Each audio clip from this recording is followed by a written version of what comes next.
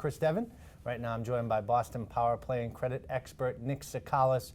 So Nick, I just recently had a client apply for a home mortgage. I pulled their credit and it came back at 718.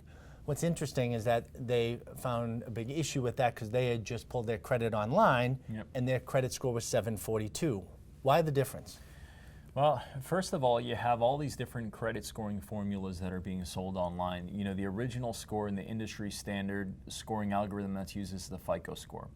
And then based on the purpose of your loan application, whether it's a mortgage, auto loan, credit card, insurance, you're going to see a slight variation in just that scoring model, okay?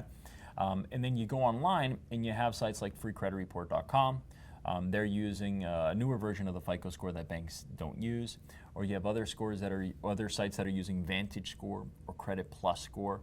All of these other sites, okay, are for educational purposes only. It gives you an idea of where your credit is, but it's not what the bank is using. Again, they're for educational purposes only. They're not the same thing that you're going to see for the mortgage. So for the person out there that's thinking about buying a home in the near future, they think their best bet is to go online and pull their credit. It's really their best bet to go to the lender directly and have them pull their credit to get an accurate score. Yeah, so many people are afraid to get to the lender early. I mean, you see it.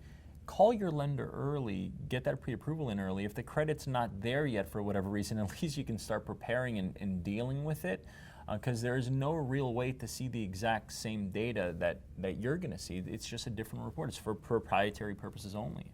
And for those people out there that are nervous to pull their credit, it really is the best thing to do to possibly nip it in the bud right up front, get it pulled immediately from the lender. Exactly. Makes a big difference. And you don't need to worry about that type of inquiry. That inquiry will not drop your score. Those are not excessive inquiries. You're just trying to shop around and get pre-approved for a mortgage. There's no adverse effect in your credit score either. So let's squash that misconception right now.